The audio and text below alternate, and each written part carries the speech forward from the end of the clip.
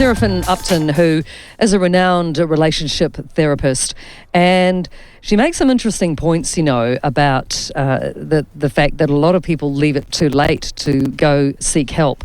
And I think this is very interesting. So she said they're already in the death throes, when she gets to see people. And this is a sad situation, because she reckons that if she'd had some time to work with them earlier, then things may not have got to that point, where the parrot is dead, where it has ceased to exist, where there is nothing left to work with. So she's saying, don't let years of resentment boil up. Get it out, talk about it, and then you'll be in a healthier position to make some positive changes. So I found that quite interesting.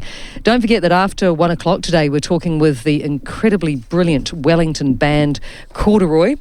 And they're a six-piece, and their genres are very interesting. They play alt-rock, funk, indie pop, neo-soul. They're inspired by the likes of Cold War Kids, Alabama Shakes, and Hiatus Coyote. I have to say, I don't know the last band, but yeah, they're a fascinating bunch of people. And Rafe Swan, the drummer, will be on the line with us after 1 o'clock. And after 2, well, we've got Christopher Keys, the chief winemaker from Gibbston, to chat about what's up with wine this week. But I believe we have Serafin on the line now.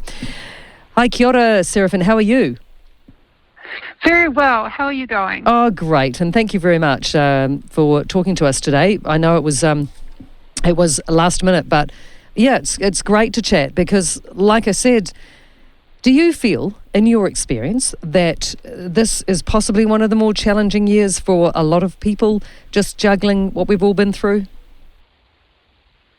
Yeah, I think the last I'd say the last 2 years has, I think it's changed all of us, and therefore changed our relationships forever, really, I'd say. Mm-hmm. Yeah, that's right. And of course, you might find in a couple, perhaps, that one person has perhaps cruised through the pandemic and all the subsequent pressures and changes, depending on, of course, a lot of people lost their jobs and so many things have happened, and the other person may have really suffered. So therefore, you've got two conflicting people trying to sort of get through and get back on their feet again. Yeah, that's actually, I think that's quite profound, and that has been my experience, that two people within a couple can experience the pandemic in a completely different way, because of depending on the industry that they work in, and depending on what their supports were before the pandemic. Yeah, you're completely right. Well, that's the first time anyone's said that to me, so thank you. Sure. I love it. Thanks. Thank you so much. Now, you started out, you worked, mental health is another big issue, of course, and that was where you began, wasn't it, Serafin? Yes, but not in adult mental health. So my background's in child and adolescent mental health. That's where I cut my teeth. Okay, yes. And then what made you progress into this area of relationships and also, and intimacy? What drove you to want to help people in this field?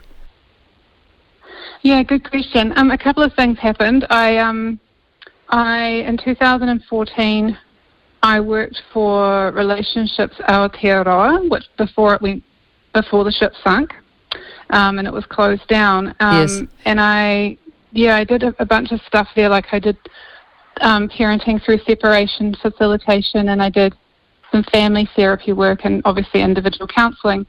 But one day my boss said, "You're going to do marriage therapy," and I was like, I don't know what marriage therapy is. I've never done it before. And I literally, like these poor people, like I was inflicted upon them and I didn't know what I was doing.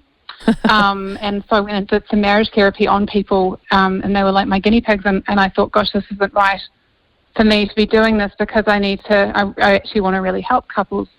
So I apologised profusely to those people who had me when I was untrained.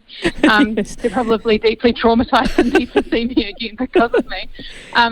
But yeah, so that's kind of like what prompted it, and I think I started my relationship training with Terry Reel and Esther Perel about 18 months later, and I haven't looked back. And it was just like the best thing I ever did. It was incredible, like life changing to do that training. Interesting. And do you find that it gives you a huge sense of satisfaction, more than perhaps in other areas when you're bringing people together. It must feel pretty amazing, especially if it's been really rocky. Yeah, apparently, like, people are either cut out for relationship therapy or they're not, and we're kind of seen as like a bit, I guess, renegade. If you work with couples, you're seen as like a bit crazy, because it is really complex work. But I think I've always really got a buzz out of like group work or working in the context of group dynamics and group energy. Like, I love theatre and I love psychodrama.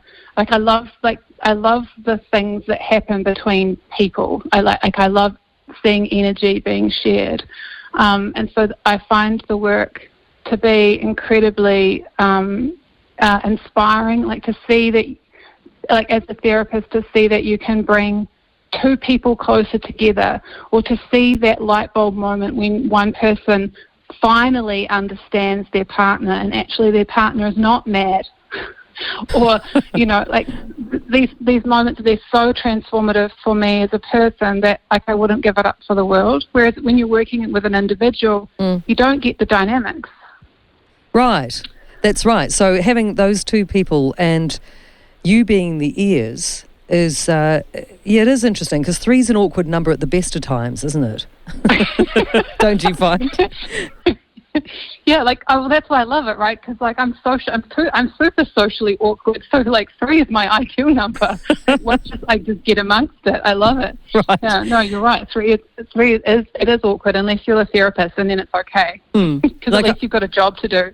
I'm just harking back to school days when you think, right, you've got your good buddy, and then there's a third person in the group as well that you hang out with, but there's always someone who feels on the outer, that kind of that vibe. Yeah, and we talk about that in a lot of my sessions, because one of the most challenging aspects for lots of relationships is what we call managing thirds. And managing thirds is about how to manage relationships outside that dyad, like how to deal with, like, difficult in-laws, or like what if your husband is flirting with a colleague at work, and how do you navigate that as a couple in a way that feels safe? So, like, managing that third wheel it always comes into therapy. So there's always the presence of someone outside the room, even if they're not in the therapy room doing the work with us. They're always their energy is always present. What do you say to people who are seeking counselling but they can't get their partner to agree to do it because they think everything's sweet? Great question. It's actually really rare. I don't see it a lot. Like, I barely... And the other thing I love about what I do is, I honestly thought when I started this work that I would have women calling up and being like, wanting to drag their husbands to therapy, but it's a 50-50 gender split. So, like, men, I would say probably actually it's slightly more men who make the appointment bookings, not women. And I think that's really exciting, and I think things have really shifted. I find that very interesting. Yeah, it's so cool. I love it. Like, I love that everyone wants to help their relationship, no matter what gender they are. Like, people really want things to shift. And I think maybe the pandemic has made people more acutely aware of, that we're all human, and none of us are perfect, and we've all got, like, issues. Like, if we didn't realise we had issues before the pandemic, we know that for sure now. True. But yeah, but people don't tend to come, like, have that problem. But for those people who do, like, I worked a case this morning where, like, her husband won't come to therapy, and so we did therapy on her husband without him being there. Right. Did you? It's about relationship skills. Yeah. Interesting. So what? Just on the phone, kind of, and she's in the room with you. On Zoom, because I work nationally, so most people I see are in different cities to me. Yeah. Oh, that's excellent. So you can make it work in many different ways. Yes. So and so you mean if somebody doesn't want to come to therapy? Yeah. So we teach the person who can come to therapy, who does feel safe to come. We teach them skills that they can, like, go and practice with their partner at home. And the great thing about these skills is, like, their partner isn't going to know, like, they're not going to be, it's not going to set off their alarm bells of, like, oh, my partner's talking to me in this weird language. So they would, it's all under their awareness. They would have no idea that their partner is in therapy. Yeah. It's funny, yeah, like if they suddenly start using all these sort of babble terms, and you're like, okay, something's up here, I've never heard this before. Yeah, no, we don't. I don't use any terms that could be detected. Right. Yeah. Now, it's interesting, Serafin, because I read that, normally I think in your experience when you see a counsellor, and if anyone hasn't, like I have a few times in my life just to get through some tough things, and it's always been beneficial to me, and I don't mind telling the world. I don't care at all that people think that's weak, because I sure think it's quite strong to do that, and I encourage people to do it for anything, because I think it just helps talking, and sometimes you don't have anyone to talk to, so it's quite useful. But often I find that if you go, it's all about the person just listening and not really having any input, but you have a slightly different approach to your treatment. Like if you think something is going weird or wrong or is bad behaviour, you will call it out? Yeah, so there's myself and my colleague Avril, like we're both trained in relational life therapy with Terry Real, and the approach is it's incredibly active, and so like if somebody's doing something, we'll call them out. We'll be like, what you're doing right now is hurting you and it's hurting the relationship, and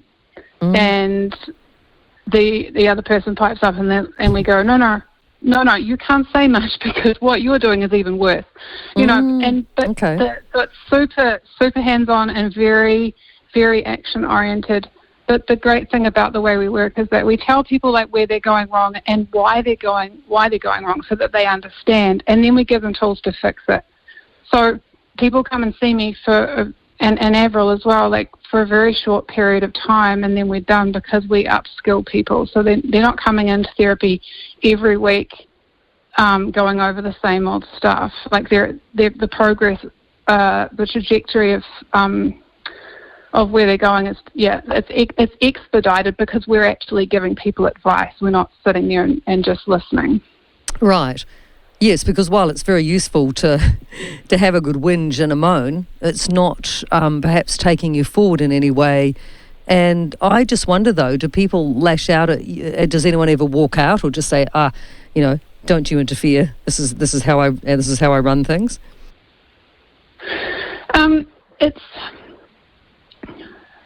It's rare. It's rare that somebody is that defensive. Most people, they come because they're suffering, like they're unhappy and they don't know what to do about it and they're really stuck. Like I'm as upfront and as direct and as self-deprecating as I am, I'm also extremely gentle and kind, and so I don't think I sort of get myself into positions where people would become so offended that they walk out. They tend to get more, if they're going to get offended by somebody, it's not usually at the therapist, but they can get offended by their partner. But like one of the strategies I use in my sessions, and it's quite amazing how it works. I don't let people talk to each other. They're not allowed to come to therapy and talk to each other. And what we say is, like, we're not going to let you practice what you practice at home, because if that was working for you, you wouldn't be here. So like they come in and they talk to me. Okay. Right. And when they don't talk to each other, then they can't get into conflict. And so they're actually having to really listen to their partner, because they're not allowed to talk to their partner. So they have to listen really deeply to what their partner's actually saying. Interesting. Yeah. Yeah. It's great. You've had some really, really good reviews. Like I was reading what people are saying about what you do, and it's it must be really gratifying. But yeah, to actually pull something out of nothing must be a fantastic feeling. But I wonder, you did mention in a couple of stories I've seen about you that you've said a lot of people just leave it way, way too late, and that's a common mistake, to go and seek help. Yeah, those are the cases that make me cry, because they like everyone I see, they're just, I'm so lucky because everyone I see, they're just lovely people. They're really intelligent and they love their family. Like, they're good people, but they've become unhappy and they've let it go on for so long, and there's nothing I can do to get it back. They're just too far gone. Because I think humans, we're not very good at being unhappy for very long. I think our window of tolerance for being uncomfortable is pretty minimal. I think we really overestimate how like unhappy we can be for a long period of time. Like, we think we're okay, but actually we're not. And so I say to people, like, our tolerance for being unhappy is probably like maybe up to like 3 months, maybe a year. But if somebody's been unhappy for more than that, it's really difficult to get them back. Right. Wow. What about people who are married for 20 or 30 years and suddenly they just go, enough? Does that happen that often in long-term relationships? Or do you find they just go, oh, well, that's my life, so I'm just going to suck it up? Yeah, so it kind of sounds like a midlife crisis. Not in my experience. I don't tend to see people like who have like been okay and then suddenly they want to chuck it all in. People like don't tend to be very impulsive. We tend to play it safe.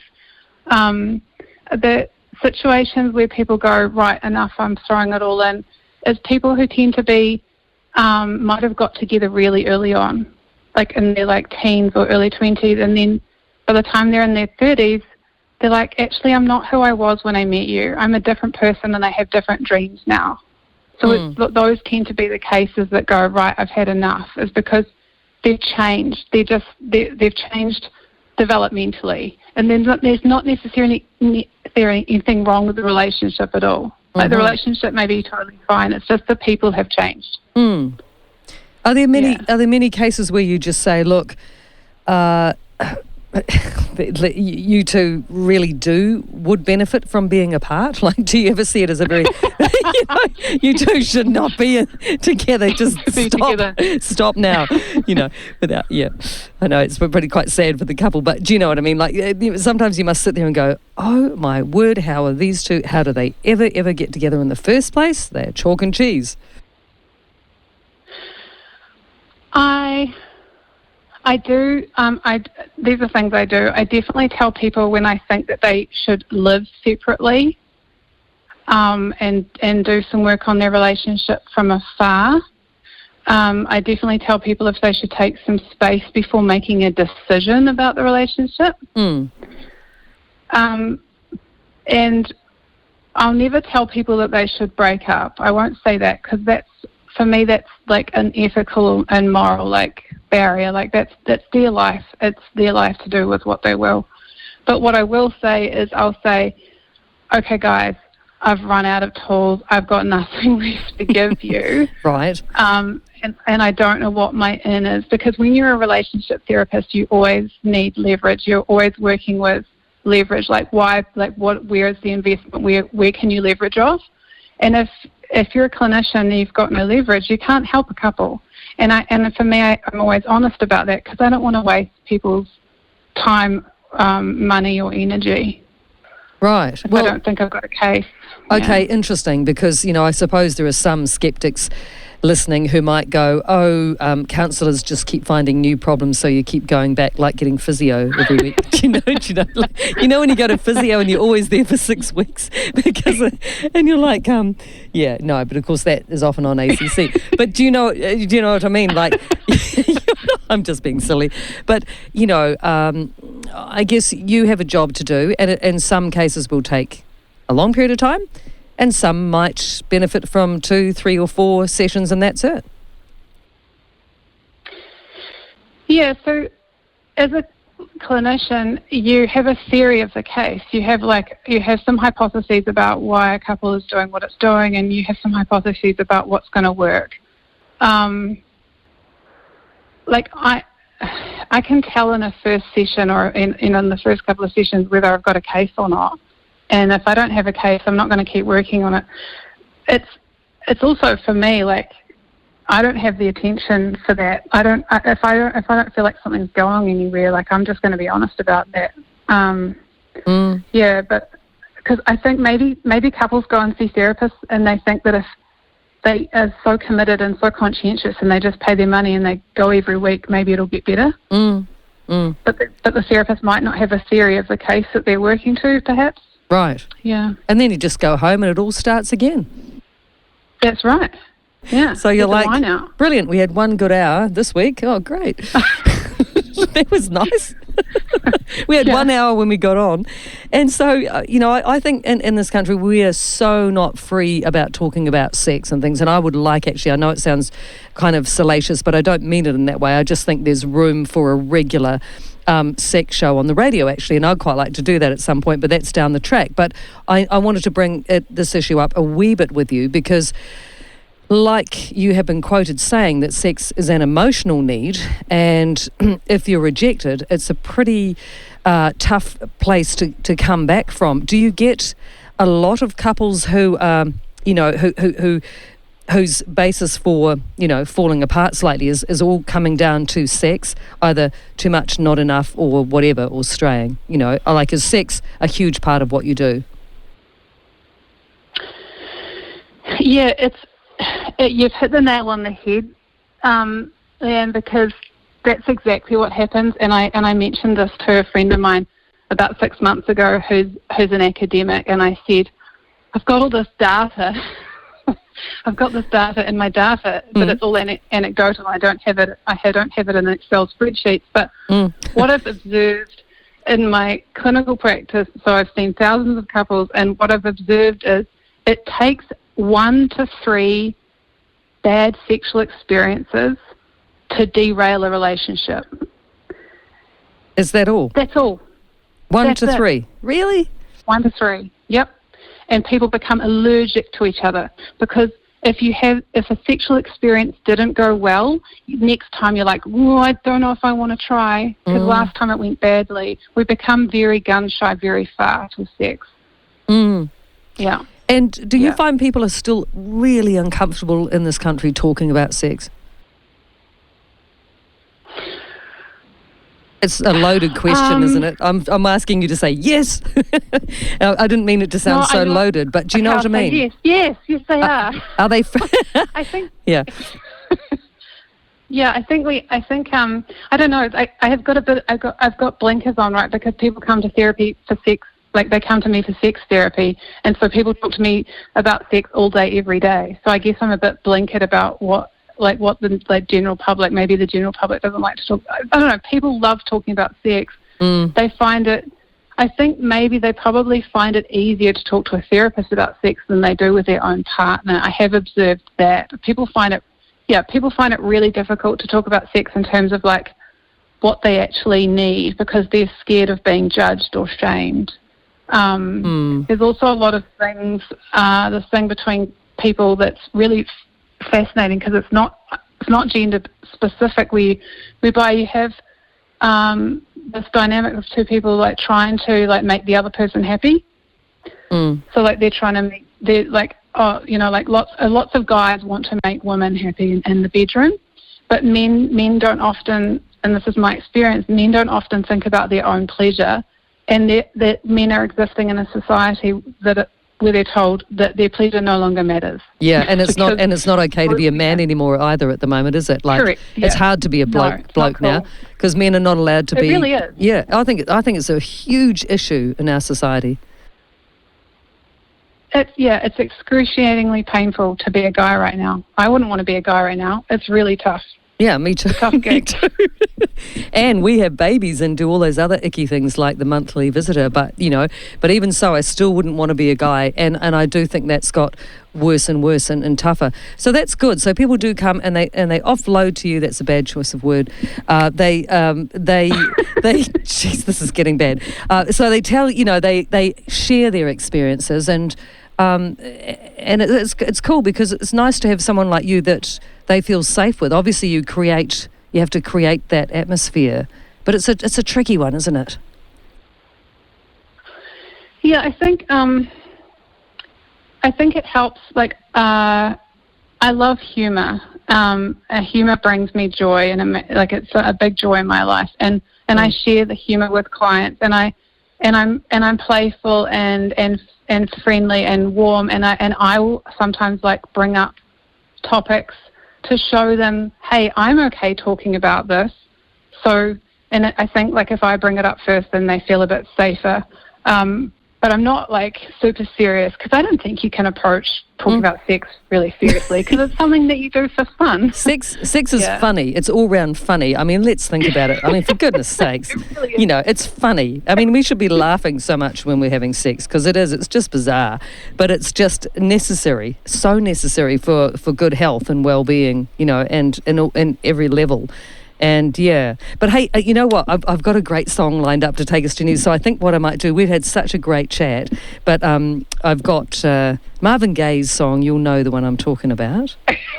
Sexual Perfect. Healing lined up to finish up our interview. But what a brilliant chat. Would you consider doing this regularly? I would love to talk more often, Serafin. Oh, it's been an absolute pleasure. Of course, I'd love to talk to you anytime. Brilliant. Well, good luck with everything, and thank you for doing the work you do, because we really need it, I think. I think it's much needed. Pleasure. Thank you so much. Have a great afternoon. Pleasure. Take care. You. Bye. You too.